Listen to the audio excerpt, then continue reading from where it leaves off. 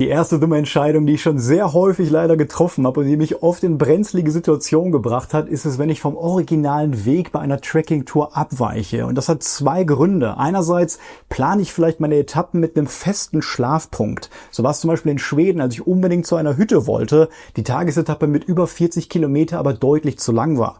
Dann habe ich zu Hause auf der Karte geschaut, habe so ein U auf der Karte gefunden und dachte, ich kann die Punkte einfach verbinden, weil da ein Weg eingezeichnet war.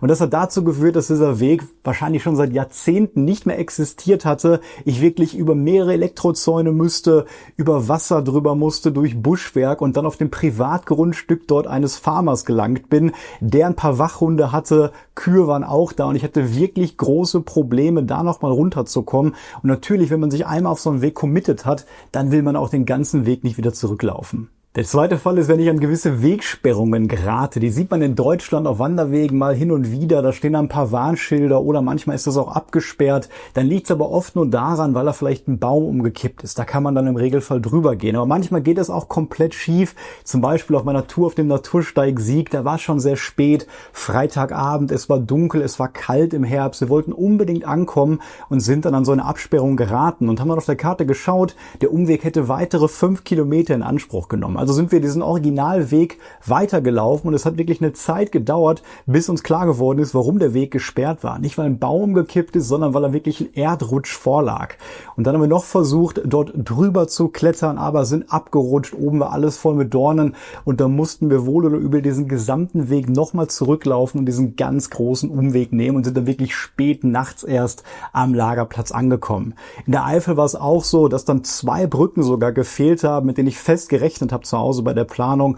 Einmal konnte man sich ganz abenteuerlich an so ein paar Stahlseilen drüber hangeln. Beim anderen Mal war die Brücke komplett weg und da wir vorher nicht umgeplant haben, mussten wir dann sehr, sehr lange Zeit der Landstraße folgen. Was ich daraus gelernt habe, ist auf jeden Fall, dass der Weg das Ziel ist. Und auch wenn man vielleicht mal 1-2 Kilometer extra laufen muss, hat man dann wenigstens nicht das Risiko, bei einer Abkürzung gar nicht weiterzukommen. Und auch Wegsperrungen, die nehme ich mittlerweile ein bisschen ernster und laufe dann doch den offiziellen Umweg, weil ich ansonsten das Risiko habe, viel, viel länger laufen zu müssen, als original geplant war. Die zweite dumme Entscheidung, die ich getroffen habe, war das halbherzige Abspannen meines Zeltes. Und ganz konkret ist es auf dem Schleswig-Holstein-Steig passiert, wo ich 8 Tage lang von Hamburg nach Flensburg 300 Kilometer gewandert bin. Am 3. Tag kam ich wirklich nach einer sehr langen und vor allem nassen Tagesetappe an einem offiziellen Trekkingplatz an. Das Einzige, was nicht da war, war Wind. Aber ich wollte nichts lieber als schnell in mein Zelt aus dem Regen raus und mich im Schlafsack aufwärmen. Und dann habe ich mit meinen Heringen wirklich das Zelt nur halbherzig abgespannt, kurz einfach in den matschigen Boden rein, weil gar kein Wind da war und bin dann auch relativ friedlich eingeschlafen, bis ich nachts vom Wind geweckt worden bin und festgestellt habe, dass ein Hering komplett aus der Verankerung gerutscht ist. Und ich wollte in diesem Moment nicht aus dem Zelt raus, hatte eine wirklich sehr ungemütliche Nacht. Ich konnte so ein bisschen lösen, indem ich meinen Rucksack in diese Ecke gelegt habe und mich quasi mit dem Kopf auf dem Rucksack positioniert hatte. Aber ich hätte von vornherein lieber auf Nummer sicher gehen sollen, entweder das Zelt wirklich absolut perfekt abspannen, so wie ich das normal immer mache, oder zumindest vorher das Wetter einmal checken, um zu gucken, ob nachts wirklich der Wind kommt. Ja, und was ich daraus gelernt habe, ist auf jeden Fall, wenn man ankommt, immer richtig aufbauen, egal was es ist, einfach eine Routine entwickeln, dass auch wenn sich der Wind und das Wetter nachts mal ändert, man immer komplett in Ruhe schlafen kann. Die dritte richtig dumme Entscheidung, die ich getroffen habe, passiert in den Dolomiten in Italien, wo ich der Alta Via, dem Dolomiten-Höhenweg, über mehrere Kilometer wirklich durch die Berge gefolgt bin. Ich hatte eine Menge Essen dabei, aber nicht für die ganze Tour, weil ich nicht alles im Rucksack durch die Berge schleppen wollte. Also habe ich so gemacht, wie ich es auch häufig in Deutschland und anderen europäischen Ländern schon gemacht habe. Ich habe mir Nahrung vorher bei der Post in ein Paket gepackt und aus Italien dann zu einem Campingplatz geschickt, bei dem ich halt in 4 Tagen angekommen bin. Sonst hat das immer sehr gut geklappt, aber als ich dann bei dem Campingplatz ankam, musste ich feststellen, dass das Paket noch nicht da war, obwohl der Ort wirklich nur 80 Kilometer Luftlinie entfernt war. Und ich war dann gezwungen, dort wirklich noch eine Nacht zu bleiben. Ich glaube, sogar 2 Tage haben wir auf das Paket dort gewartet. Es kam absolut nicht an. Im Nachhinein hätte ich mich besser informieren sollen, denn die italienische Post, gerade die offizielle, die braucht dann dort doch schon mal ein paar Tage mehr. Und ich war dann gezwungen, aus Not heraus dort in dem einzigen Campingplatz-Supermarkt, den es da gab, mir irgendwas rudimentär an Trekking-Nahrung zusammenzukaufen, was absolut ungesund war, und habe dann die restliche Zeit sowas wie Ketchup mit Toast essen müssen und irgendwelche Chips und Kekse. Was ich daraus gelernt habe, ist, ja, besser informieren, vielleicht lieber auf einem Unternehmen wie sowas wie DHL zugehen, jeweils im richtigen Land, genau vorher kontrollieren, wie lange braucht das Paket und im Zweifel vielleicht doch ein bisschen Notfallnahrung mal mehr einpacken, auch wenn man ja fest mit einem Paket rechnet, denn als ich da ankam, hatte ich wirklich absolut gar nichts mehr. Die vierte dumme Entscheidung, die ich schon zweimal getroffen habe, ist wahrscheinlich auch die wichtigste, denn da geht es ums Thema Wasser. Wenn ich meine Routen zu Hause plane, schaue ich mir natürlich vorher an, wo kann ich Wasserquellen finden. Und manchmal plane ich eine Übernachtung so, dass ich wirklich mit wenig Wasser an der Übernachtungsstätte ankomme und weiß, morgens habe ich es dann nicht mehr, aber ich muss nur ein paar Kilometer laufen, bis wirklich eine solide Wasserquelle kommt. Und einerseits ist das hier in Essen auf dem Baldener Steig passiert, da bin ich 60 Kilometer in 2 Tagen gelaufen im Winter, ich glaube es war im Januar, bin aufgewacht und wusste, da kommt gleich ein Friedhof. Und ich habe sehr häufig hier in Deutschland immer Erfolg gehabt, Wasser zu bekommen an wirklich gefassten Friedhofsquellen, die jetzt irgendwie nicht aus dem Grundwasser gespeist werden. Was ich da damals noch nicht wusste, ist, dass eben die Wasserquellen auf Friedhöfen und die gesamten Wasserleitungen wegen der Frostgefahr komplett abgeschaltet sind im Winter. Und da bin ich, obwohl es so eine eintägige oder zweitägige Tour war, wirklich in Not geraten und stark dehydriert, weil der nächste Platz wirklich noch 20 Kilometer weiter war, wo ich Wasser hätte kriegen können. Und dasselbe ist mir dann tatsächlich noch viele Jahre später auch auf dem Schleswig-Holstein-Steig am vorletzten Tag passiert. Und da hatten wir schon Ende März, Anfang April. Und es kann natürlich sein, gerade so weit oben im Norden, dass es da immer noch Frostgefahr gibt. Und da habe ich dann auch nicht mit gerechnet, dass da die Friedhöfe immer noch dicht waren. Und da war das ähnliche Problem. Ich musste den ganzen Tag auch wirklich mein Wasser sehr stark rationieren. Und da werde ich in Zukunft immer ein Auge drauf haben, die Wasserplanung mit mehr Alternativen einplanen und vielleicht dann lieber ein bisschen mehr mitnehmen und sich auf jeden Fall nicht auf Friedhöfe im Winter verlassen.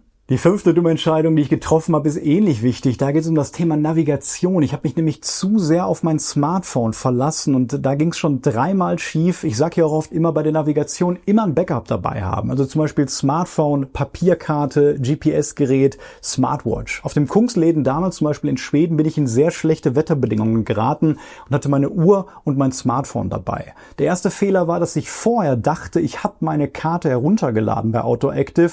Ich hatte mir aber nur die Route heruntergeladen und nicht das Kartenmaterial.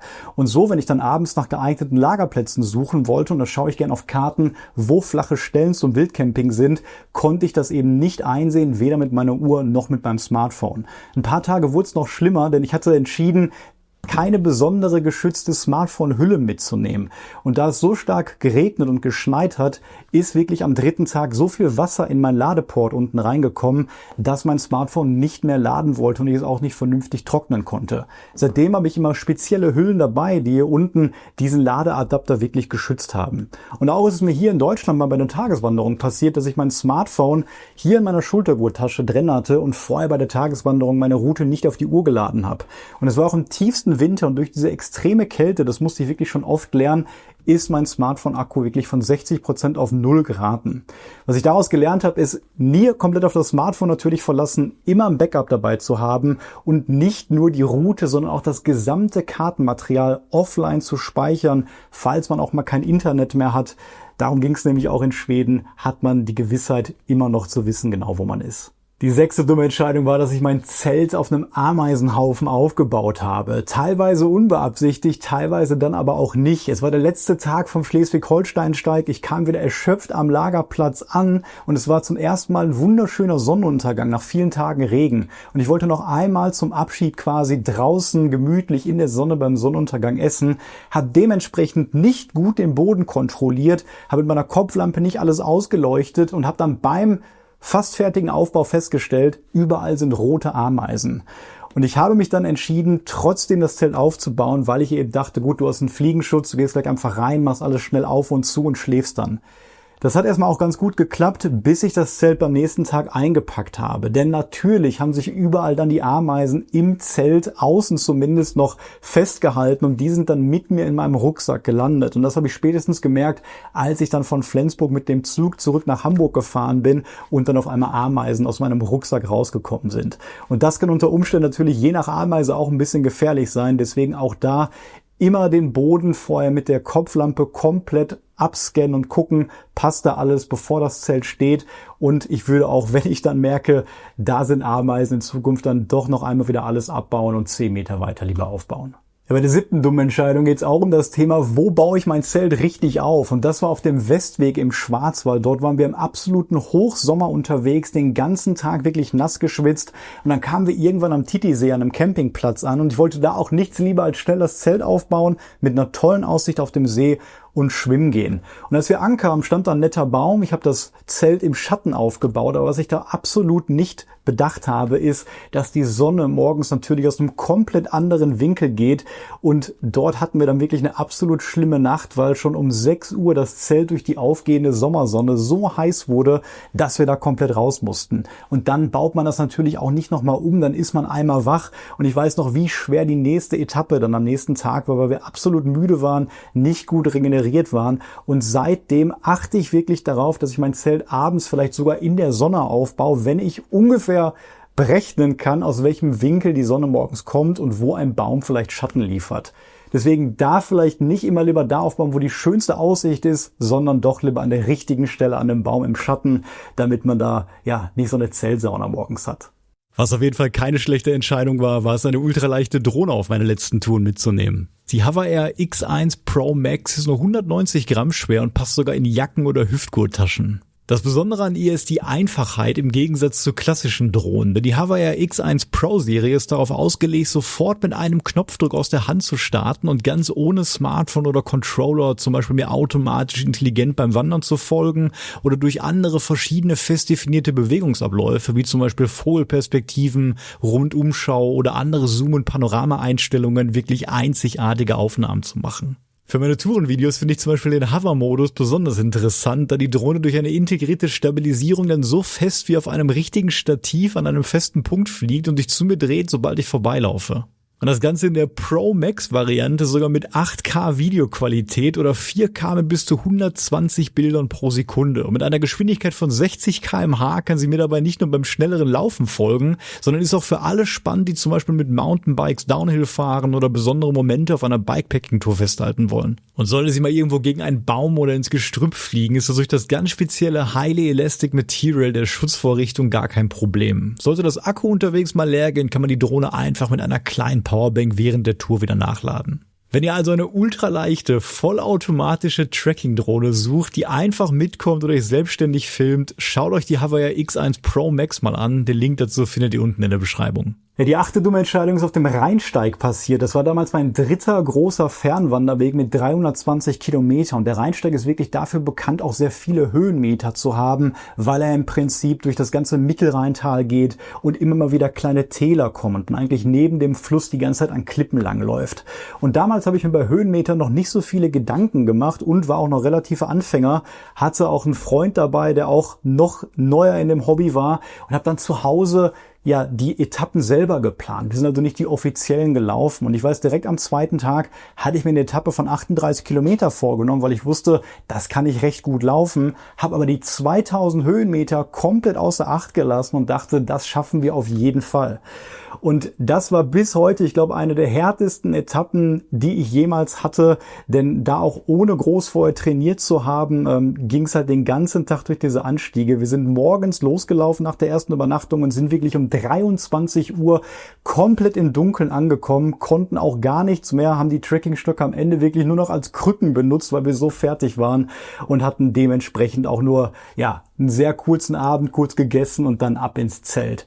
Deswegen, was daraus das Learning ist auf jeden Fall bei der Tourenplanung, die Höhenmeter zu beachten. Mittlerweile mache ich so pro 100, 150 Höhenmeter plane ich 1 Kilometer weniger ein. Als Basiswert nehme ich mal 30 Kilometer, 1000 Höhenmeter. Und wenn ich dann eben im Flachland unterwegs bin, dann kann ich gerne 40 laufen. Wenn ich in den Alpen unterwegs bin, sind es vielleicht doch lieber 20 bis 25. Die 9. dumme Entscheidung, die ich getroffen habe, war es, im Winter oder Frühling wandern zu gehen, ohne Sonnencreme mitzunehmen. Und da sind wir auch wieder beim Schleswig-Holstein-Steig. Wenn ich darüber nachdenke, habe ich da echt viele dumme Entscheidungen getroffen und daraus gelernt. Wir hatten dort Ende März und ich dachte, gut, es ist nur am Regnen, es sind nur Wolken draußen. Du brauchst keine Sonnencreme mitnehmen oder wenn ich sie mit hatte, habe ich mich dann auch schon bewusst nicht eingecremt. Aber man unterschätzt das. Sogar wenn es regnet, wenn es kalt ist und man den ganzen Tag, also 12 Stunden exponiert, wirklich mit dem Gesicht, mit dem Nacken draußen ist, dann kommt genügend UV-Strahlung durch. Zumindest ist es bei mir so, dass ich nach dem 2. oder 3. Tag schon kompletten Sonnenbrand hatte, also einen roten Kopf hatte. Und das ist gar nicht so einfach zu handeln, weil wenn man schon einen Sonnenbrand hat und merkt, das heißt abends im Lager, ist aber noch irgendwo in einem Naturschutzgebiet und muss da erstmal rauslaufen und nächsten Tag scheint wieder die Sonne, hat man ein echtes Problem. Da muss man dann mit Kopfbedeckung arbeiten, gucken, dass man im Schatten läuft. Ich konnte dann zumindest irgendwo Sonnencreme danach kaufen, habe ab da wirklich mir immer vorgenommen, das habe ich jetzt auch auf meiner Wintertour sogar im Rothaarsteig gemacht, dass ich mir einfach immer eincreme, egal was ist, und seitdem hatte ich da auch keine Probleme mit. Und das wäre auch das Learning, Sonnencreme essentiell draußen, wenn man lange Tagesetappen läuft, und da finde ich mittlerweile ganz egal wo und bei welcher Jahreszeit. Ja, die 10. Entscheidung nenne ich das Klopapier-Desaster, denn das ist so mit der Albtraum. Wenn man draußen unterwegs ist, dann muss man natürlich auch ein paar Schaufeln mitnehmen, wenn man mal sein Geschäft verrichten möchte. Und Klopapier gehört natürlich auch dazu. Und lange Zeit habe ich das Klopapier, wie ihr seht, in so einem Ziploc-Beutel gelagert. Das ging auch immer gut, aber irgendwann kam ich auf die Idee, ich lagere meine Schaufel draußen am Rucksack, da wo die Flasche ist, dann kann ich auch mein Klopapier da lagern, weil ich im Zweifel dort schneller rankomme. Aber in Irland war es, glaube ich, da war dann auch das Wetter teilweise schlecht, hat geregnet und mir ist dann hier unten bei diesem super dünnen Ziploc-Beutel das Ganze aufgegangen und das ganze Klopapier war nass. Und dann hat man im Zweifel, im Ernstfall wirklich ein richtiges Problem. Ich war froh, dass Sebastian dabei war und der hatte dann noch trockenes Klopapier. Seitdem lagere ich nach wie vor Klopapier zwar draußen, aber nehme nicht nur einen Ziploc-Beutel, der hier drin ist, sondern mache noch einen viel stabileren außenrum. Also 2 würde ich euch sowieso immer empfehlen, auch wenn ihr es im Rucksack lagert und dann vielleicht doch ein paar Gramm mehr mitnehmen und das dichter lagern, weil ich sag's euch, es ist nichts Schlimmeres, als wenn man vielleicht auch krank wird auf dem Trail, dann schnell auf Klo muss und dann kein trockenes Klopapier hat. Dann kommt man in ernste Probleme. Die 11. dumme Entscheidung, die mir auch schon häufiger passiert ist und mir hoffentlich nie mehr passiert, ist es, meine Ausrüstung vor der Tour direkt nicht nochmal komplett geprüft zu haben. Am schlimmsten ist mir das jetzt in Schweden letztes Jahr passiert. Ich hatte meinen Rucksack schon zu Hause gepackt, habe den fertig zugemacht, mitgenommen und bin dann aus meinem Auto ausgestiegen und 230 Kilometer durch Südschwedens Wildnis gelaufen. Ich habe aber vergessen, dass ich unterwegs noch Nahrung nachgekauft hatte und hatte die nicht eingepackt. Hätte ich meinen Rucksack nur ein einziges Mal aufgemacht, hätte ich sofort gesehen, dass mir ein großer Teil der Nahrung gefehlt hat. Es hat dennoch geklappt, weil ich einen großen Teil im Rucksack hatte, aber ich habe es dennoch gemerkt, dass Nahrung gefehlt hat, Kalorien gefehlt hat, ich hatte mehr Energie, konnte mir dann hinterher zum Glück ein bisschen was nachkaufen. Aber nicht nur Nahrung habe ich vergessen, ich habe teilweise vergessen, Heringe einzupacken, was super kritisch sein kann, musste mir dann aus Stöckern wirklich einen Nothering schnitzen. Ich habe mein Besteck mal vergessen, meine Gabel auf dem Sauerland-Höhenflug, dann sitzt man abends da im Lager, will seine gefriergetrocknete Mahlzeit essen, aber hat keinen Löffel dabei, ist auch gar nicht so einfach. Dann kann man versuchen, da vielleicht was mit einem Hering zu machen, mit den Händen essen oder sich vielleicht dem Löffel von seinem Wandernachbar, wenn er denn da ist, irgendwie zu leihen und den vorher zu spülen. Auf dem Rheinsteig, da war es auch noch schlimm, da habe ich meine Kopflampe tatsächlich vergessen, auch bei einer sehr dunklen Tour zu einer dunklen Jahreszeit, wo wir den Großteil des Freitags im Dunkeln gelaufen sind. Und auch da, Gott sei Dank, war ich nicht alleine, hatte jemanden dabei, der eine Kopflampe hatte. Aber dennoch bin ich, glaube ich, nie so oft gestolpert wie an dem Tag, weil auch wenn man dann hinter einer Person herläuft, die eine Kopflampe hat, sieht man trotzdem nicht, was sich direkt auf dem Boden vor einem befindet. Deswegen ganz klar mein Learning daraus. Ich prüfe jetzt immer doppelt und dreifach meinen kompletten Rucksack, einmal zu Hause, sogar mit meiner Packliste daneben, wo ich jeden Gegenstand noch einmal sichtbar in die Hand nehme und dann nochmal ganz konkret, bevor ich aus dem Zug aussteige, aus dem Auto aussteige oder von zu Hause loslaufe, damit mir das auf jeden Fall nicht mehr passiert. Ja, die 12. noch ganz dumme Entscheidung, die ich getroffen habe, auch in Schweden. Ich habe tatsächlich kein Mücken- und Zeckenmittel mit auf die Wanderung genommen. Im Nachhinein natürlich absolut blöd. Gerade Schweden ist natürlich für Mücken bekannt. Ich hatte mich zwar vorher informiert und wusste, da wo ich bin zu der Jahreszeit, sind Mücken nicht so das Problem. Das war es auch nicht, aber Zecken. Ich hatte mich vorher im Auto vor der Tour mit diesen beiden DEET-Mitteln eingesprüht. Das Blaue sprüht man wirklich auf die Kleidung, auf die Schuhe, auf die Gamaschen, imprägniert das quasi damit. Das hält dann auch viele Tage. Das weiße Mittel sprüht man dann auf die Haut, das hält aber nicht so lange. Und nach Tag 2 und 3 habe ich gemerkt, dass es in Schweden nicht ganz so ist wie in Deutschland und im Sommer die Wege regelmäßig absolut zugewachsen sind. Und das war die schlimmste Zeckenvegetation, die ich bis dahin gesehen habe. Wirklich kniehohe Büsche, Sträucher, Gräser und ich konnte an den ersten Tagen wirklich sehr viele Zecken beobachten, die dann an meinem Bein hochgekrabbelt sind und zum Glück dann auch abgefallen sind wegen dem Zeckenmittel. Aber nach dem zweiten Tag habe ich geduscht und dann war natürlich das ganze Mittel von meiner Haut weg, die Imprägnierung auch nicht mehr so da und dann hatte ich wirklich sehr viel Respekt vor den Zecken, musste da sehr vorsichtig agieren, aber es gab teilweise keinen Umweg. Was mich da gerettet war, waren zwei andere deutsche Wanderer, die ich dann angehalten habe, dort mitten in der Wildnis gefragt habe, ey, habt ihr irgendwas, womit ich mich einsprühen kann, wenigstens für diesen Tag? Und ich glaube, die hatten dann Autan dabei. Das habe ich dann freundlicherweise aufgebracht und hat dann auch keinen Zeckenbiss gehabt. Aber mein Learning daraus ist, gerade wenn man in Schweden wandern geht, auf jeden Fall Zeckenmittel mitnehmen. Und wenn ihr da irgendwo seid zu den richtigen Jahreszeiten, da ist Mückenmittel auch auf jeden Fall sehr gut und vor allem Kopfnetz. Und die letzte dumme Entscheidung, die ich getroffen habe, war es, dass ich zu wenig Acht auf meine Elektronik in kalten Nächten gegeben habe. Und das ist mir damals schon auf dem West Highland Way passiert. Da waren wir eigentlich im Spätherbst unterwegs, aber auch da durch wirklich kalte Regenfronten war es nachts sehr kalt und ich habe meine Elektronik einfach im Zelt immer auf dem Boden ausgebreitet. Und ich hatte damals eine Powerbank nur mit und da habe ich wirklich gemerkt, obwohl es jetzt nicht komplett in die Minusgrade geht, hat die schon Leistung verloren. Wenn es wirklich gefriert, dann kann es sein, dass eine Powerbank dann auch gar nicht mehr funktioniert und wirklich deutlich weniger euer Smartphone oder auch andere Geräte noch laden kann. Mittlerweile habe ich für Wintertouren wie auch im Rothaarsteig jetzt spezielle Powerbanks, zum Beispiel von Nightcore mit, die sich selber so ein bisschen erhitzen können, wenn es draußen kälter wird. Also das ist idiotensicher, auch wenn man die draußen mal liegen lässt, dann ist am nächsten Tag das ganze Ding nicht leer. Viel besser ist es da natürlich, und das ist auch mein Learning, Elektronik generell, Smartphone, Powerbanks, vielleicht Kopflampe oder vielleicht, wenn es ganz kalt ist, das muss ich jetzt auch lernen, so ein paar Riegel zum Beispiel, was man essen will, mit irgendwo in den Schlafsack packen. Manche Schlafsäcke haben extra dafür auch so ein paar kleine Taschen für das Smartphone. Ich pack's dann meistens in meine Jackentasche rein, die ich in kalten Nächten sowieso anhab und dann steht man auch am nächsten Tag da nicht mit leeren Akkus. Ja, das Gute an all diesen dummen Entscheidungen ist dann wenigstens, dass man immer jedes Mal daraus lernt und es von Tour zu Tour besser macht und dadurch dann auch erst erfahren wird. Und ich bin mir auch sicher, auch in Zukunft werde ich noch falsche Entscheidungen treffen, aber irgendwie finde ich, gehört das auch dazu, weil gerade an diese Momente erinnere ich mich ganz besonders, dadurch wird es so ein bisschen abenteuerlich und spannender, solange natürlich nicht Essentielles wirklich falsch läuft. Mich würde mal interessieren, habt ihr noch ein paar falsche Entscheidungen vielleicht mal getroffen? Was ist da schiefgelaufen und was waren vor allem die Folgen daraus? Ich hoffe, das Video konnte euch ein bisschen Spaß machen. Ich würde mich wie immer freuen, wenn ihr mich abonniert. Bis zum nächsten Mal.